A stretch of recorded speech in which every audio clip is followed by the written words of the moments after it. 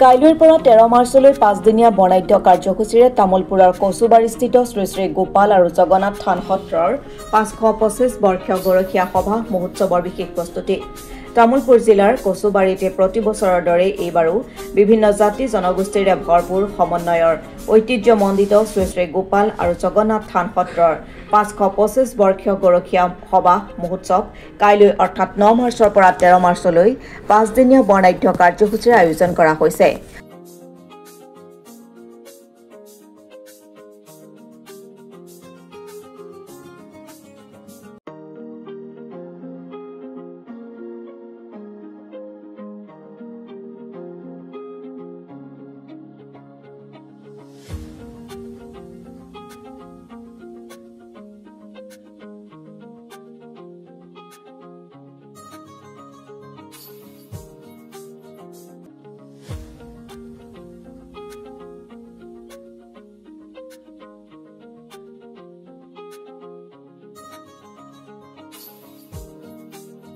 উল্লেখ্য যে পূৰ্ব পৰম্পৰা অনুসৰি গৰখীয়া সভা মহোৎসৱটি দৌল পূৰ্ণিমাৰ শুক্লা দশমীৰ তিথিৰ পৰা 5দিনীয়া বৰ্ণাঢ্য কাৰ্যসূচীৰে পালন কৰা হয়।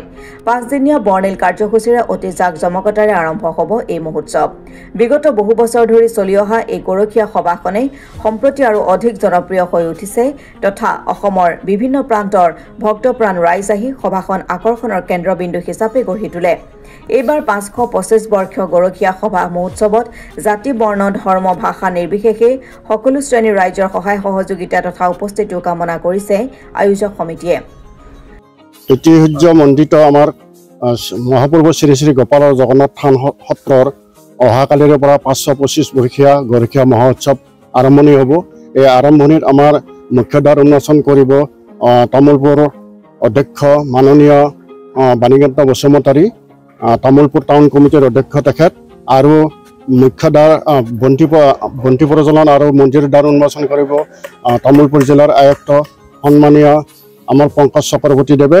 ইয়াৰ পিছতে আমাৰ দ্বিতীয় দিনত হ'ব আমাৰ কৃতি ছাত্ৰ ছাত্ৰী সম্বৰ্ধনা অনুষ্ঠান।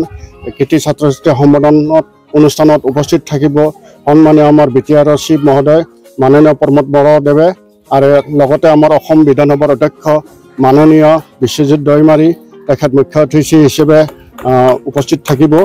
আৰু ইয়াৰ লগতে আমাৰ এই অনুষ্ঠানখনত জড়িত আমাৰ অতীজৰে পৰা চলি অহা হোমযজ্ঞ, পূজা পাতাল, আৰু ইয়াৰ পিছত আমাৰ থাকিব সাংস্কৃতিক বিভাগত আমাৰ 13 তাৰিখৰ দিনা কুসুম কৈলাশ আৰু মৰ্চনাই গীত পৰিৱেশন কৰিব। তাৰ আগতে কৰিব আমাৰ তৃতীয় দিনা কামেশ্বৰ বড়ো আৰু জোনালী স্বৰ্গীয়াৰীদেৱে তেখেতসকলে গীত পৰিৱেশন কৰিব সাংস্কৃতিক সন্ধিয়াত। আৰু আমাৰ সুৰেখা চেত্ৰী তৃতীয় দিনা থাকিব, সুৰেখা চেত্ৰী আৰু চেত্ৰী কুমাৰ ধীৰাজ তেখেতসকলে গীত পৰিৱেশন কৰিব। আমাৰ আচলতে এই 525 বছৰ আগতে এই অঞ্চলত হাবি জংঘলেৰে বহুত ভৰপূৰ আছিলে। এই হাবি জংঘল ভৰপূৰ থকা অৱস্থাত আমাৰ ইয়াতে জনবসতি বৰ সেৰেঙা আছিলে। ইয়াৰ ৰাইজে এই জংঘলৰ মাজত গৰু এৰাই দিছিলে। এই গৰুবিলাক যেতিয়া হেৰাইছিলে, গৰুবিলাক পোৱাৰ কাৰণে আচলতে ইয়াৰ গৰখীয়া ল'ৰাবিলাকে কি কৰিছিলে, হালোৱা ফৰিং ধৰি আনি এই ফৰিংবিলাকৰে তেওঁলোকে পূজা এটা দিছিলে। এই পূজা দিয়াৰ পিছতে গৰুবিলাক দেখা দিছিলে, গৰুসমূহ পাইছিলে গৰখীয়াবিলাকে। তাৰপিছতে আমাৰ এই গৰখীয়া সভাৰ লগে লগে তেওঁলোকে কি কৰিছিলে, সৰু ল'ৰাবিলাকে যে এই অঞ্চলত গৰু যেতিয়া হেৰাই গৈছিলে, আনকি কলবিলাক গৃহস্থে বান্ধি থৈছিলে।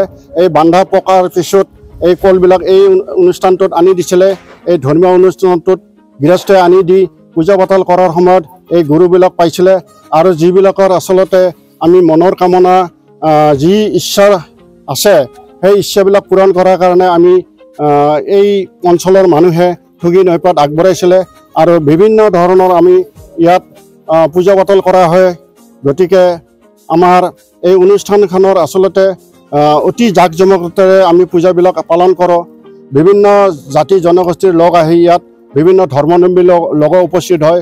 অসমৰ বিভিন্ন ঠাইৰ পৰা ইয়াত উপস্থিত হয়, আমাৰ এই পূজা ভাগত ভাগ লয়।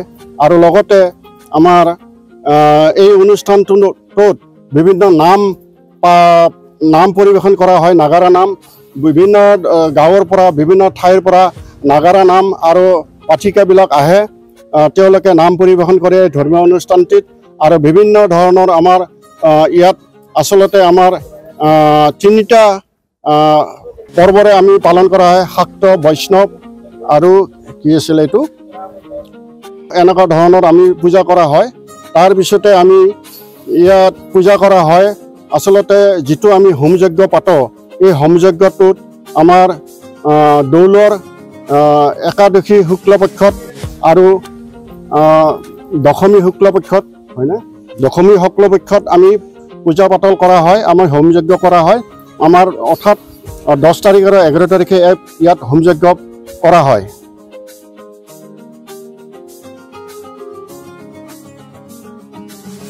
তামুলপুৰৰ পৰা সুমন গড়টোলা ৰিপৰ্ট অসম টুডে